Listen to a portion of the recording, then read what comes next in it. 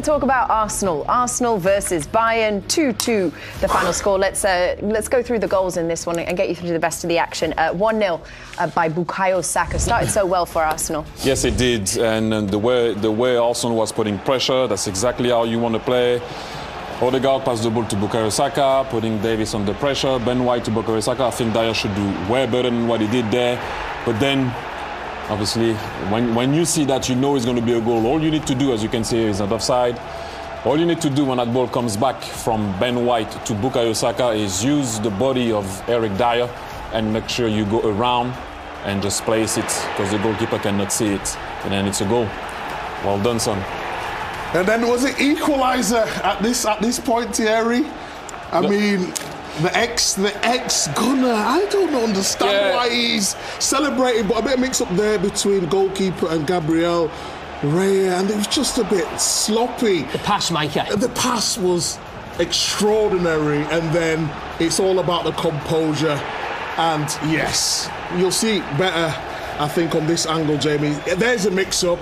But the pass, you talked about it at half-time. Yeah, I mean, just brilliant. Yeah, the goalkeeper doesn't help Gabriel. He just panics him, and then it's just a knock-on effect there with the poor pass. But that pass, the weight of the pass is sensational, and a great wide attacking run across the defender, 1-1, and that is just European football. And then before you know it, he's cooking. And then before you know it, it's 2-1. Look at this. I mean, the arrogance, the confidence, the ability to do that. But Leroy Sané on this side, he was too much for Kivior, who had to go off at half-time. He was out of his depth in that first half. But this run is absolutely out of this way. Look at it. They're all like they're drunk. They just keep falling over. They've all been on the pop. Look, they miss him, and then Saliba catches him. And then it's Harry Kane to give the Emirates a little bit of pain, Thierry. Yeah, I've seen that too many times, unfortunately. Yeah, and once again he scores at the Emirates. Yeah, and that just silenced the crowd. Another Big Meek's favourite? I'm racking them up now. You're the one asking them the question. Well, it doesn't matter. Wait, who else have you got? You should learn creation. Who else has said that you're their favourite? Enrique. Luis Enrique. Someone told you. You need the celebration from Bellingham, don't you? Yeah. Oh, Bellingham, he's mugged me off though, hasn't he? Yeah. We need to ask someone else. Foden? Jack's your mate, isn't he? No, but we need something a bit different, don't we? We need a bit different. I see them boys. Them are boys, aren't they, you know? My boys. Should we wrap up the Arsenal game? Because we interrupted the Arsenal coverage to get over there to Madrid again. So we were at the Leandro Trossard, who'd come on as a sub, scores the equaliser for Arsenal. Thierry? Yes, he did, and just the position of Zinchenko, also the way he changed the game, coming inside, having a body more inside. But this is what Gabriel Jesus does ever so well. He does it all the time, and usually he loses his way when he starts to chop and chop and chop. But this time he was well aware of the position of Leandro Trossard on the. You will see here, chop, and then he looks and he can see, whoop. What a finish from Leandro Trossard. He's lethal in the box. I mean, that is brilliant from Jesus. And if you remember in the group stage, he did something similar. Remember he had that night, was it away in Seville? Yes, Seville. Where he did something really special on the halfway line. He did. Yeah. Yeah, I mean, he did it against Man United also. I mean, it was a counter. He chops well, and then it's what he does after the chop most of the time. He gets confused, but Leandro Trossard was there. A couple of moments later in the game that we want to look at still as well. Kingsley Coman hitting the post. Let's take a look at this one. Yeah, we were talking about it. I mean, Partey should have done way better with that header. He didn't. I think it's Musiala on the side beating Ben White, and it's almost the one where you want to miss it. You want to miss-hit it. Why? I tell you why. Because if you miss-hit it, and by the way, I think it takes it with his shin.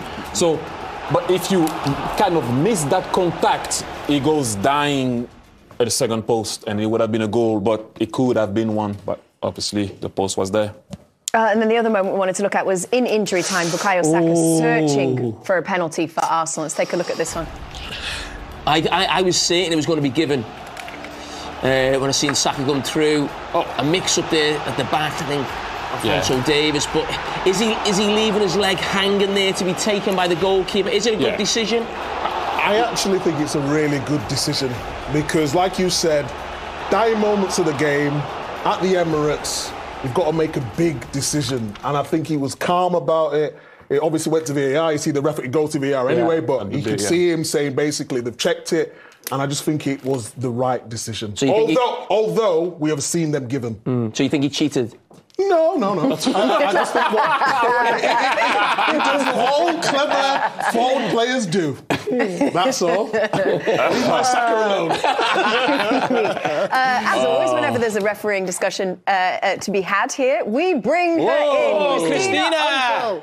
What's going on? Let's talk about this one because I think we pretty much all agree, yes, it wasn't a penalty. How difficult is it for referees in those incidences where players are manipulating essentially to try and win the penalty? Very difficult, but what really helps a referee be able to get this correct decision on the field is all about angles. So the Swedish referee here, having that position and being able to see exactly where the keeper is planted, that he didn't extend himself, and being able to initiate and see Saka's top of the right boot going closer to, the bottom of his knee and initiating that contact and pulling it. You can only get that view if you're in the position and the referee is actually looking at it from this angle itself. If the referee had been 2 steps, even 3 steps to the left, could easily be basically understanding and seeing and thinking that the keeper had extended his right leg into the path of Saka, who was running on. And instead, this actually is a very good no decision. The referee's body language is very confident that he had nothing on it. And when you replay it both in slow motion as well as at 50% and 100%, it confirms that on decision was correct. But it is a difficult decision, especially with only seconds left in injury time. Christina, where are you? I'm normally used to seeing the books, the magazines, the TV screens, the memorabilia. She's in her open plan office and she doesn't want anyone to see the people behind her. Is that right? That is correct. Everyone's still working out there, working hard at a 5:30. So I snuck into one of the conference rooms. All right. Well, we appreciate you. Good to see you as always.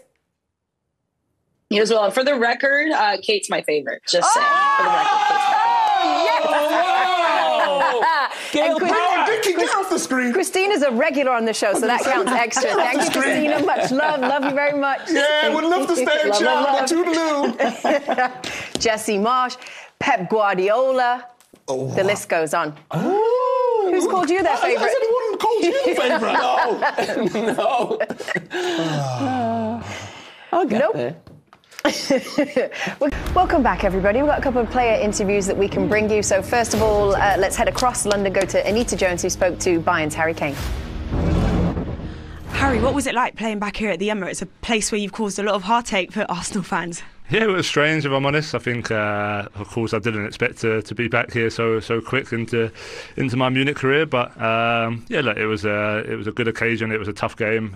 We knew Arsenal obviously have a lot of quality, especially here in their home. So we had to dig deep at times. But overall, it's been a good experience to come back. A good game, a tough game, and now all to play for next week in Munich. You talk about a good experience. You like scoring against Arsenal. It's now 15 goals in 20 appearances. What is it about scoring against this side? I don't know. I get quite a lot of penalties against Arsenal, especially here at the Emirates. So they kind of hand the opportunities to me. But I enjoy these games. Obviously for Tottenham, they were the big games, the London derby. So I spent many games here. I've had some good results, but not some bad results as well. So I enjoy big games, and obviously this is a quarter-final. It doesn't matter if it's Arsenal or whoever. It was a big game, and I'm glad I helped the team today. Well, Anita has also managed to speak to the Arsenal manager, Mikel Arteta, so let's listen into that one as well. Mikel, on the basis of the performance today and the opposition, are you happy with the draw? Well, I wasn't happy if the game would have ended up, especially in the first moments when we had total dominance of the match. We scored the first goal, and we had the moment with Ben White when he's in front of Neuer to put it to 2-0, and then the tide changes completely. Without giving away anything, we give them 2 goals against a team that in open spaces they have unbelievable quality to punish you. They have done, and after that, I think that we have to be really focused not to give the game away. and I think we've done it. And the subs made a huge impact again to keep us on the tie. And I full believe that we can go there and beat them.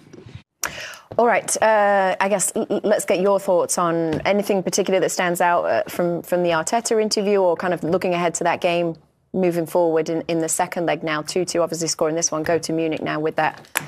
First, I will start with Harry Kane and how he played tonight. There's something I always say to whether as an assistant or as a coach, what a striker should do away from home. That's exactly what Harry Kane does to the team, and he did it tonight once again. As long as Arsenal couldn't stop him keeping the ball or having a free kick, then you cannot sustain that pressure that you're putting in half of the opponent. As soon as they manage to stop him keeping the ball or having a free kick and staying there, and Mikel Arteta talked about, obviously, the Serbs, what it's talking about with the Serbs is Zinchenko coming from a left-back position, coming inside to have an extra man to be able to hold the ball a bit better, and they did in the second half, and obviously we can talk about Gabriel Jesus and Leandro Trossard scoring that goal. But you know, it was, and I can understand in the coach point of view, at the end of the game, you're trying to talk to your team by saying, look, we gave them 2 goals. So what he's trying to do right now after the game is talking to his team to say, look, they're a great team, but we gave them 2 goals. And I understand what he's saying. Gabriel makes a mistake. You have Declan Rice that shouldn't be stepping out. He did step out. You can't let Leroy Sané running inside your team like that. But what he's trying to do is trying to tell his team, look, we were not too far. We should have done this, we should have done that. And we all know that the game was more of a 50, even a 55-45 on the other side. I think we should remember as well, this is the first year they're in the Champions League, isn't it? Yeah. Yeah, so, I mean, that was a great learning curve, the last round. Porto, a team you'd expect them to beat, but they found it tough. And tonight, again, was a real experience for them. You know, we've got experience of playing in Europe. You 1-0 up, you think everything's fine, and before you know it, you're getting beat 2-1. And you can't quite work out what's happened. And it felt like that watching Arsenal. It wasn't the same flow, it wasn't the same team that you see in the Premier League, because Europe's different and it does things to, you know, the stadium just freezes as well when it goes 2-1. And they ground it out, they got themselves back into it.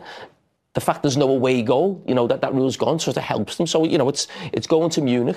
It's going to be tough for them, and it'll be another big experience. But if they could come through that would be absolutely massive for them, not just this season in terms of going forward, because Arsenal are going to be a team who I think will continually be in the Champions League for the next sort of 4 or 5 years.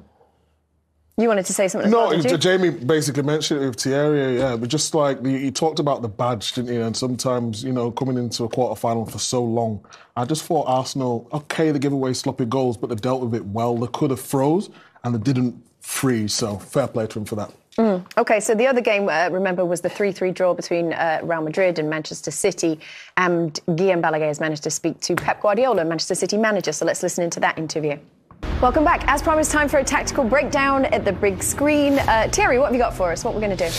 The goal of Gnabry and what Declan Rice should have done at that particular moment, because you're the police officer and a mistake happened, you have to rectify it. And more often than not, he does it, but he didn't do it tonight. As you can see, we talked about the goalkeeper coming, we talked about the back pass, but if you pause here, look at the distance between your 2 centre-backs.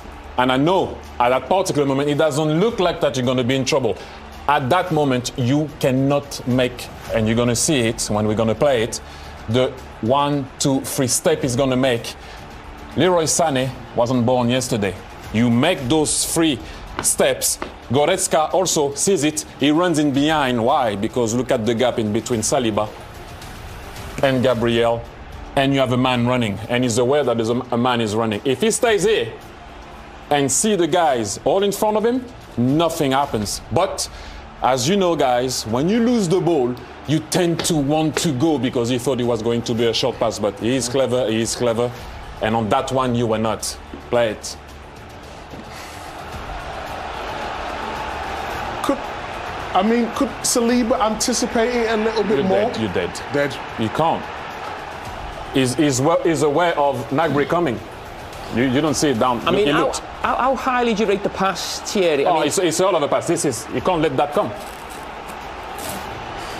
Early. Yeah, you can't. Micah, it's Leroy Sané on the ball, not a guy at the bottom of the Premier League on the ball.